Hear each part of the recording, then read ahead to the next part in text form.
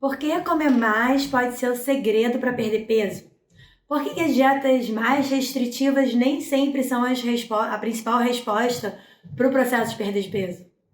Ah, mas você deve falar, Anne, eu já fiz várias dietas, eu como bem pouquinho e acabo perdendo uns quilinhos, verdade? Agora, é claro, de repente, em 1 ou 2 semanas você pode até perder uns quilinhos, mas por quanto tempo você conseguiria se manter nessa dieta restritiva? Sabe o que a literatura aponta? Uma pesquisa da Federação Mundial de Obesidade, também da BESO, mostra que a adesão a essas dietas muito restritivas ou com alteração de tipo de macronutriente, carboidrato, por exemplo, podem levar a uma perda de peso de 3 a 5 quilos entre 3 e 6 meses, no máximo. Sabe o que acontece depois? Efeito rebote.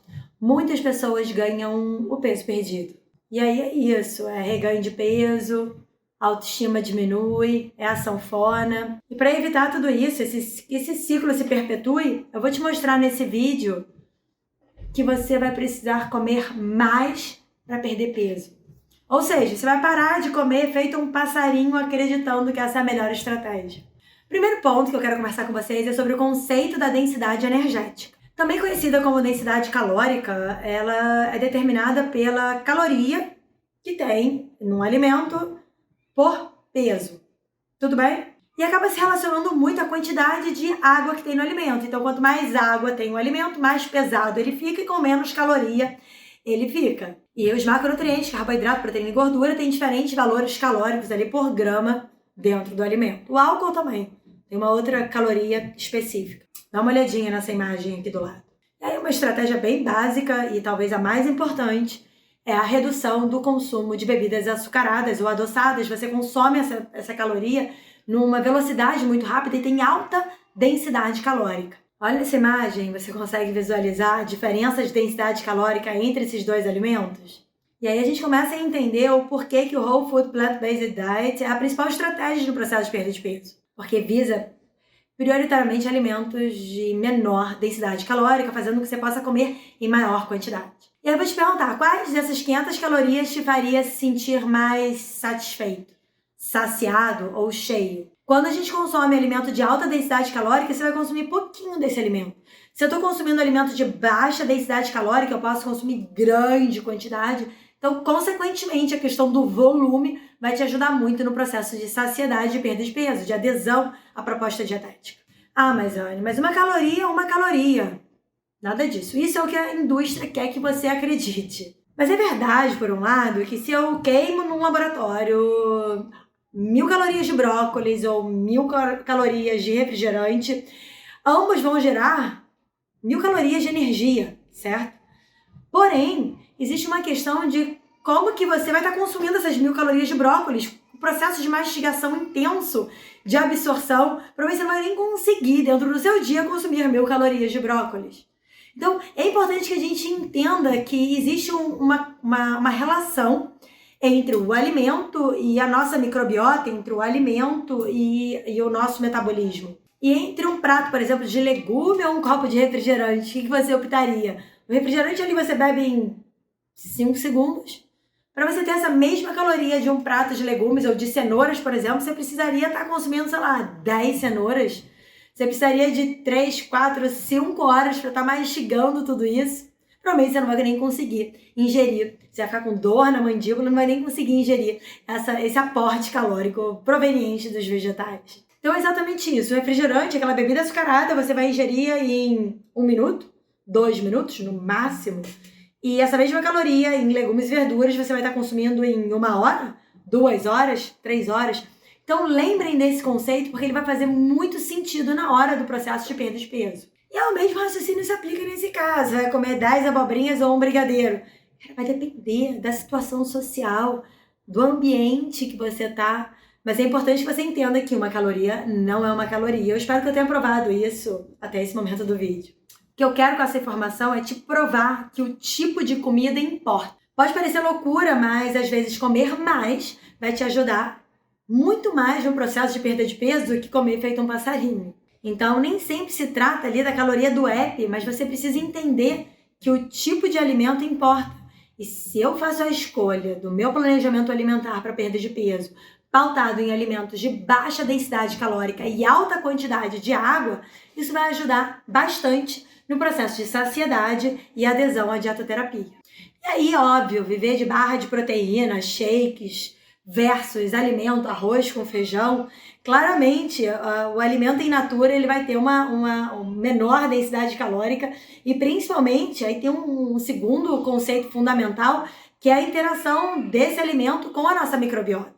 E aí a chave é focar não só na quantidade calórica, mas no tipo de alimento. E aí você pode pensar, Anne, mas se eu comer menos e gastar mais, eu vou perder peso. Não, o balanço in-out não é tão simples assim. Ele até existe, mas existe uma série de outros fatores que vão estar influenciando, como por exemplo a microbiota, como por exemplo a densidade calórica dos alimentos. E vale ressaltar ainda que tem uma análise do Global Burnout Disease mostrando que a alimentação é o principal fator de risco para doenças. E se você começa a avaliar todo o escopo do trabalho, ele demonstra que o baixo consumo de cereais, o baixo consumo de leguminosas, o baixo consumo de frutas, legumes e verduras são os principais fatores determinantes para a mortalidade, que é exatamente o que são alimentos de baixa densidade calórica que a gente vai precisar estimular no processo de perda de peso.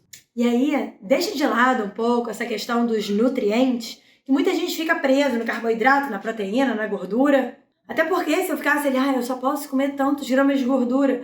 E as castanhas são riquíssimas, as sementes são muito ricas em gordura e elas são fundamentais para serem incluídas na dieta, para fazer modulação de microbiota e principalmente para redução, por exemplo, de colesterol. Outro método, outra metodologia que eu queria trazer para vocês sobre esse conceito mesmo de comer mais para perder peso é o conceito da densidade nutricional, que é exatamente quanto tem o perfil de nutrientes em 100 calorias ou em 100 gramas de alimento.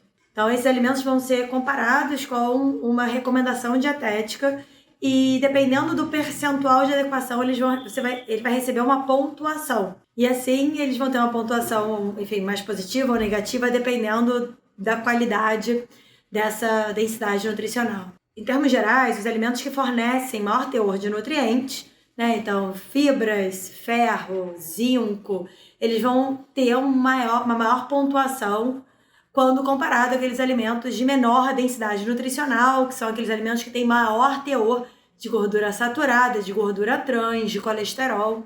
E quais são aqueles alimentos nutricionalmente densos? Densos em nutrientes e não em calorias. Veja aqui essa foto. Então, nada mais são do que esses que a gente já está falando desde o início do vídeo, de uma alimentação whole food plant-based, como legumes, verduras, frutas, castanhas, sementes. Esses são os alimentos de maior densidade nutricional. E é sempre bom, importante lembrar que a gente tem um alimento e tem a forma de preparo. Isso vai influenciar na densidade calórica e na densidade nutricional do alimento. Então, dependendo da forma de preparo, se ele vai ser cozido, ensopado, grelhado, assado, ou até mesmo quando a gente fala da fruta versus suco. Então, a fruta vai ter uma menor densidade calórica, e uma maior densidade nutricional versus o suco da fruta. Então, você deve estar se perguntando, tá bom, Anne, mas e agora? Como faço para comer mais, e isso promover o processo de perda de peso? Então, adotando o padrão alimentar Whole Food Plant-Based, que são ter uma alimentação, principalmente, aí é 7/8 da alimentação, à base de alimentos de origem vegetal, como frutas, legumes, verduras, cereais integrais, leguminosas, castanhas e sementes. E aí, lembra sempre, é o maior consumo dos vegetais e menor consumo da gordura. A gordura, ela promove uma densidade calórica maior, a caloria da gordura, para cada 1 grama de gordura é igual a 9 calorias versus 4 calorias para cada 1 grama de carboidrato. Então, ela tem uma densidade calórica maior. Então, se você conseguir reduzir o consumo dos alimentos que tem um teor maior de gordura, e aí que eu destaco os alimentos de origem animal, que tem maior teor de gordura, isso vai ajudar muito a ficar nessa boa relação da densidade calórica. Então, alimentos densos em energia tendem a ter mais gordura e menos água. Lembra que eu falei? Quanto maior teor de água o alimento, menor a densidade calórica. Então, aqueles que têm maior densidade calórica normalmente são os alimentos ricos em gordura, normalmente são secos, né? Então, portanto, tem baixo teor de água. E aqui eu colocaria os biscoitos creme crackers, por exemplo, biscoito maisena, né? Entre outros alimentos ultraprocessados com baixo teor de água e alto teor de gordura. E aí, obviamente, aqueles que têm menor teor de gordura e maior teor de água passa muito pelas alface, por exemplo, é quase acho que 98% de água, frutas, legumes, verduras e a fruta mais in natura do que a fruta desidratada, obviamente. Então, alface, aipo, broto, é tipo água em formato de vegetal, você entende? Então, são alimentos de baixíssima densidade energética que a gente pode estar incorporando nas nossas receitas, nas nossas preparações, no nosso prato. Então, além de ter baixa densidade calórica, eles são fontes riquíssimas de fitoquímicos, de antioxidantes, e por terem alto teor de fibras, eles ainda conferem uma saciedade muito grande quando incorporados na nossa alimentação. E aí, mais uma dica importante, eu tô falando aqui do teor de água dos alimentos, eu queria só que a gente fizesse uma separação que água é uma coisa, ou a água do alimento é uma coisa, e outra coisa são os sucos ou as bebidas açucaradas, tá? Essas bebidas açucaradas, elas têm baixo valor nutricional, baixa densidade nutricional e alto valor calórico. Então, é um dos principais alimentos que a gente diminui o consumo ou coloca para consumo eventual dentro do processo de perda de peso. Então, aqui eu priorizar o consumo da água mesmo, em detrimento a essas outras bebidas. E aí, como mate, suco de caixinha, refrigerante, chás gelados e assim por diante. E aí eu te sugiro, mastigue as suas calorias, não beba elas, tá? Então, para você não esquecer em relação a essa questão das bebidas açucaradas. E aí uma dica para quem não gosta muito de vegetais é investir, né, ir numa casa de produto natural ou cultivar em casa algumas ervas e especiarias. Elas vão deixar o vegetal com diferentes sabores, né? Então, usar um curry, usar uma cúrcuma, usar uma páprica, usar um orégano, um alecrim, isso tudo vai ajudar a variar um pouco mais o sabor do vegetal, porque tem muita gente que fala, mas eu não gosto de legume e verdura, eu não gosto de vegetais, eu não gosto de salada. Então, usar os temperos e as especiarias são boas estratégias para estar aumentando, te ajudando a aumentar esse consumo no dia a dia. E aí, eu não sei se você conhece esse conceito, mas eu vou te apresentar aqui, juro que eu tô terminando já que o vídeo está enorme, que é a questão da fibra. A fibra, ela pode funcionar quase como um laxante, como um bloqueador de absorção de gordura ou de amido, tá? Então, alimentos integrais, cereais integrais, verdadeiramente integrais, podem ajudar a diminuir a absorção da gordura, tá? Funcionando como bloqueadores de gordura, tipo xenical, brincadeira, aquela medicação para obesidade.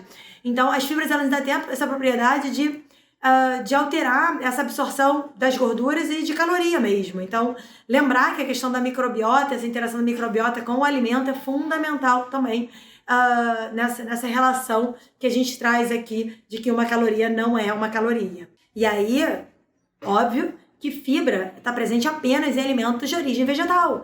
A carne, o frango, o ovo, o peixe, frutos do mar, alimentos de origem animal tem zero de fibra. Então, para que você possa ter uma alimentação que atue como bloqueadores de gordura, é importante que você tenha o consumo dos alimentos plant-based em substituição aos alimentos de origem animal. Ou, não é que tem que virar vegetariano, não. E eu nem gosto dessa nomenclatura, primeira vez que eu usei essa palavra aqui, mas realmente reduzir o consumo dos alimentos de origem animal por eles serem densos em caloria, não serem densos em nutrientes e não terem fibra alguma para estar fazendo modulação dessa microbiota.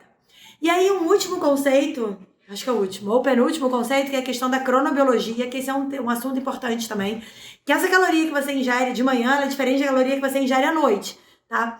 Então é um conceito de crononutrição ou de cronobiologia, e aí prioriza grande parte da sua ingestão calórica mais no período da manhã do que no período da noite.